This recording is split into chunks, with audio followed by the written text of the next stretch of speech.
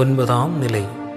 விண்ணின் தேவன் சிலுவையின் பாரம் தாங்காமல் மண்ணில் சாய்கிறார் 3ஆம் முறையாக. கண்ணின் விழி மறைந்து நிற்கிறார் மறை தந்த விண்ணின் இறை.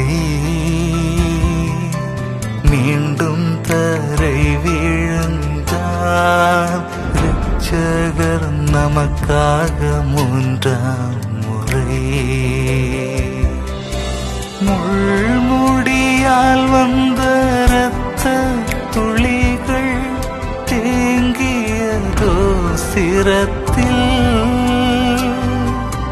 மண்ணில் புரண்ட கர்த்தரை தூக்க மனமுண்டு யாரிடத்தில்.